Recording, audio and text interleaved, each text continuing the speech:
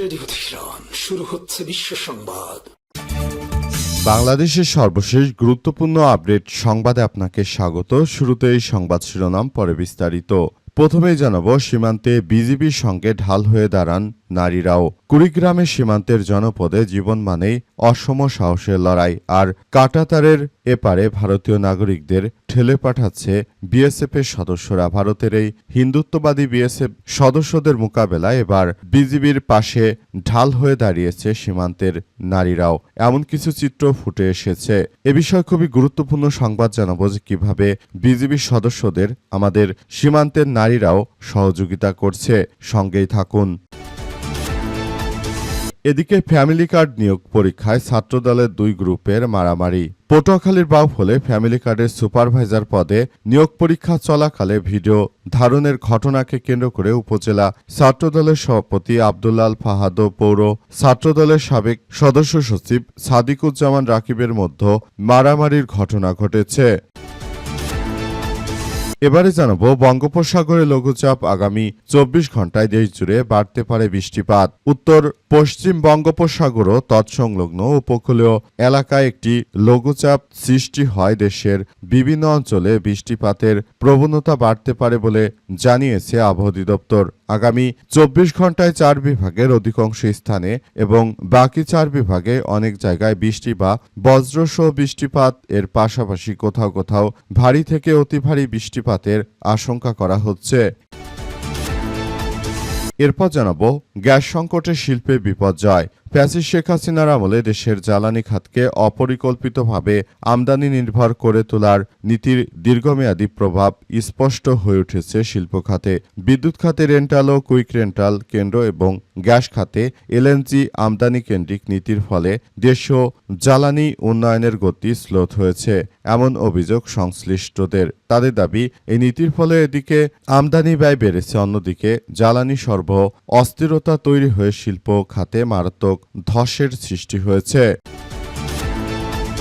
এবং সর্বশেষ জানাবো, সৌদির তেল স্থাপনায় হুতিদের হামলা। সৌদি আরবের তেল প্রস্তুতকারক প্রতিষ্ঠান সৌদি আরামকোর দুটি বড় স্থাপনায় ক্ষেপণাস্ত্র ও ড্রোন হামলা চালিয়েছে ইয়েমেনের বিদ্রোহী গোষ্ঠী হুতি যোদ্ধারা। দেশটির লোহিত সাগর উপকূলের জিজান এবং ইয়ানবু শহরের তেল স্থাপনাগুলো লক্ষ্য করে এই হামলা চালানো হয়েছে। প্রিয় দর্শক, এতক্ষণ শুনছিলেন সংবাদ শিরোনাম, এবারে বিস্তারিত। তবে তার আগে বন্ধুরা, অনুরোধ থাকবে এই সংবাদটিতে একটি লাইক দিন। এই চ্যানেলে আপনি নতুন হয়ে থাকলে আমাদের সংবাদটি দেখতে দেখতে চ্যানেলটি সাবস্ক্রাইব করে রাখুন। কমেন্ট করে বন্ধুরা আপনার মূল্যবান মতামত জানিয়ে দিন আপনি বিশ্বের কোন দেশ থেকে বা বাংলাদেশের কোন স্থান থেকে আমাদের সংবাদটি দেখছেন এবং শুনছেন। আর বন্ধুরা, সংবাদটি আপনার সোশ্যাল মিডিয়া ফেসবুকে শেয়ার করে বন্ধুদেরও দেখার সুযোগ করে দিন। গাজা যুদ্ধে আপনি যদি নিরীহ ফিলিস্তিনিদের ভালোবেসে থাকেন বন্ধুরা, কমেন্টে ইয়েস লিখে পুরো বিশ্ববাসীকে আমাদের এই তাজা আপডেটটি দেখার সুযোগ করে দিন। এবারে বিস্তারিত। বঙ্গোপসাগরে লঘুচাপ আগামী 24 ঘন্টায় দেশ জুড়ে বাড়তে পারে বৃষ্টিপাত। উত্তর পশ্চিম বঙ্গোপসাগর ও তৎসংলগ্ন উপকূলীয় এলাকায় একটি লঘুচাপ সৃষ্টি হয়। দেশের বিভিন্ন অঞ্চলে বৃষ্টিপাতের প্রবণতা আরও বাড়তে পারে বলে জানিয়েছে আবহাওয়া অধিদপ্তর। আগামী 24 ঘন্টায় 4 বিভাগের অধিকাংশ স্থানে এবং বাকি 4 বিভাগের অনেক জায়গায় বৃষ্টি বা বজ্রসহ বৃষ্টিপাতের পাশাপাশি কোথাও কোথাও ভারী থেকে অতি ভারী বৃষ্টিপাতের আশঙ্কা করা হচ্ছে।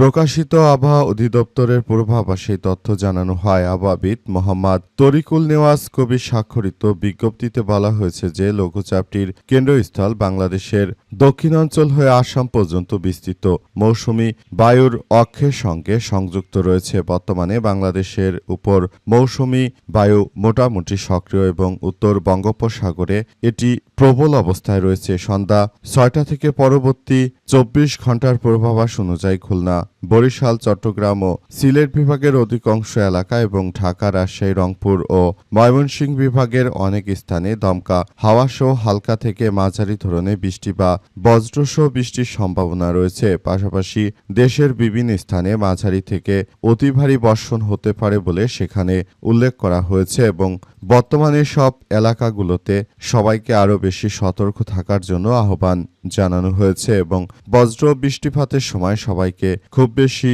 সতর্কতার সহিত কার্যক্রম চালিয়ে যাওয়ার জন্য উল্লেখ করা হয়েছে।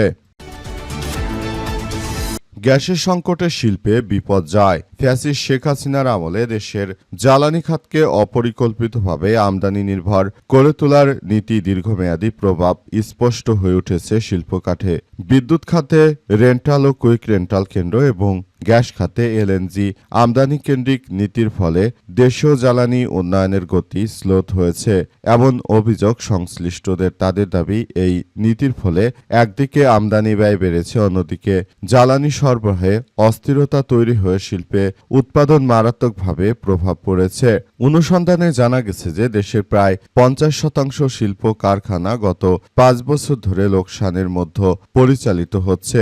উৎপাদন ব্যাহত হওয়া, জ্বালানির অনিশ্চিত সরবরাহ এবং উৎপাদন ব্যয় দ্বিগুণ হওয়ার কারণে অধিকাংশ কারখানায় টিকে থাকার লড়াই করছে। এর ফলে গ্যাস ও বিদ্যুৎ বিলের বকেয়া যেমন বাড়ছে, তেমনি ব্যাংক ঋণের কিস্তি পরিশোধ করাও অনেক প্রতিষ্ঠানের জন্য কঠিন হয়ে পড়েছে। বিভিন্ন শিল্পাঞ্চলে একাধিক কারখানার মালিক জানিয়েছে যে কয়েক বছরের সংকট ছাপিয়ে গত এক সপ্তাহে পরিস্থিতি খুবই ভয়ানক। শিল্প কলকারখানাগুলো এখন একেবারেই গ্যাস পাচ্ছে না। পরিস্থিতি এমন পর্যায়ে পৌঁছেছে যে অনেকেই বাধ্য হয়ে উৎপাদন সীমিত করছে, কেউ কেউ সম্পূর্ণভাবে কারখানা বন্ধ করে দিয়েছে। সংশ্লিষ্টদের মতে অতীতে জ্বালানি সংকট থাকলেও তা কোনো না কোনোভাবেই মোকাবেলা করা সম্ভব হতো, তবে সাম্প্রতিক সময়ে গ্যাস ও বিদ্যুতের ঘাটতি এতটাই প্রকট হয়েছে যে অনেক কারখানায় নিয়মিত উৎপাদন চালানোই সম্ভব হচ্ছে না। কোথাও ঘন্টার পর ঘন্টা উৎপাদন বন্ধ থাকছে, কোথাও আবার প্রয়োজনীয় গ্যাসের চাপ না থাকায় যন্ত্রপাতি সচল রাখা যাচ্ছে না। এর সরাসরি প্রভাব পড়ছে শ্রমবাজারে। প্রতিনিয়ত বেকারের তীব্র সংকট আরও বৃদ্ধি পাচ্ছে। সীমান্তে বিজিবির সঙ্গে ঢাল হয়ে দাঁড়ালো নারীরাও। কুড়িগ্রামের সীমান্তে এবার বিজিবি ও বিএসএফের মধ্যে ব্যাপক তর্কাতর্কি হয়েছে। কুড়িগ্রাম সীমান্তের জনপদে জীবন মানেই অসম সাহসের লড়াই। কাঁটাতারের এই পারে যখনই ভারতের বিএসএফ আগ্রাসী হয়ে ওঠে, তখন আমাদের বিজিবির সঙ্গে ঢাল হয়ে দাঁড়ায় স্থানীয় নারীরা। বিএসএফের উস্কানি এবং আগ্রাসনের বিরুদ্ধে তারা কেবলই দর্শক নয়, বরং বিজিবির সঙ্গে কাঁধে কাঁধ মিলিয়ে প্রতিরোধ গড়ে তোলেন তারা। সীমানা রক্ষায় নারীদের দুর্দমনীয় এই প্রতিরোধ এবং সাহসিকতার কথা এখন সীমান্ত জনপদের এক পরিচিত আখ্যান। গত 12 জুলাই কুড়িগ্রামের রৌমারী সীমান্তবর্তী দাঁতভাঙ্গা ইউনিয়নের সাতকড়াইবাড়ি গ্রামে বেশ কয়েকজন নারীর সঙ্গে কথা হয় আমাদের প্রতিবেদকের। সেখান থেকে আসলে জানা গেল আবার আজ নতুন করে কুড়িগ্রামে ভারতের হিন্দুত্ববাদী বিএসএফ এর সদস্যরা তারা বাংলাদেশের মধ্যে ভারতীয় নাগরিকদের ঠেলে দেওয়ার চেষ্টা করেছিল। সেই প্রচেষ্টাকে প্রতিহত করেছে বাংলাদেশের বিজিবির সদস্যরা। বিজিবির পক্ষ থেকে বলা হয়েছে যে যে কোনো ধরনের উস্কানিমূলক কার্যক্রমকে তারা প্রতিহত করবে এবং তাদের সঙ্গে রয়েছে সীমান্তবর্তী সাধারণ মানুষজন। সীমান্তের সাধারণ মানুষজন তারা অস্ত্রশস্ত্র তৈরি করে তারপর এদের বিরুদ্ধে ব্যাপক কার্যক্রম চালাতে শুরু করেছে এবং এই কার্যক্রমের পরিধি এতটাই বেশি ছিল যে পুরো বিষয়গুলো আসলে সবার জন্য এক বিপর্যয়কর কার্যক্রমের মধ্য দিয়ে ঠেলে দিচ্ছিল। তবে সেখান থেকে সবকিছু এখন সুন্দর করে পরিস্থিতি সামলে নেওয়ার চেষ্টা করা হচ্ছে। নতুন করে ভারতের এই হিন্দুত্ববাদীদেরকে শায়েস্তা দিচ্ছে বাংলাদেশের বিজিবির সদস্য সহ যারা সীমান্তবর্তী সাধারণ মানুষ রয়েছে, তারা সবাই আসলে এই মুহূর্তে ভারতের এই হিন্দুত্ববাদী বিএসএফ সদস্যদেরকে প্রতিহত করছে। ফ্যামিলি কার্ড নিয়োগ পরীক্ষায় ছাত্রদলের 2 নেতার মারামারি। পটুয়াখালীর বাউফলে ফ্যামিলি কার্ডের সুপারভাইজার পদে অস্থায়ী নিয়োগ পরীক্ষা চলাকালে ভিডিও ধারণের ঘটনাকে কেন্দ্র করে উপজেলা ছাত্রদলের সভাপতি আব্দুল্লাহ আল আহাদ এবং পৌর ছাত্রদলের সাবেক সদস্য সচিব সাদিকুজ্জামান রাকিবের মধ্যে হাতাহাতি ও মারামারির ঘটনা ঘটেছে। আজ দুপুর 12:30টার দিকে উপজেলা স্বাস্থ্য কমপ্লেক্সের সামনে এমন ঘটনা ঘটে। জানা গেছে বেলা 11:30টার দিকে উপজেলা পরিষদের হলরুমে ফ্যামিলি কার্ডের সুপারভাইজার পদে অস্থায়ী নিয়োগ পরীক্ষা অনুষ্ঠিত হয়। অভিযোগ রয়েছে সময় একটি রাজনৈতিক দলের কয়েকজন নেতাকর্মী যারা পরীক্ষার্থী ছিলেন না, পরস্পরের খাতা দেখে উত্তর লিখছিলেন। ওই দৃশ্য উপজেলা ছাত্রদলের সভাপতি আব্দুল্লাল ফাহাদ হলরুমের বাইরে থেকে ধারণ করছিলেন। পরীক্ষা শেষে এই ঘটনাকে কেন্দ্র করে উপজেলা স্বাস্থ্য কমপ্লেক্সের সামনে সড়কে আব্দুল্লাল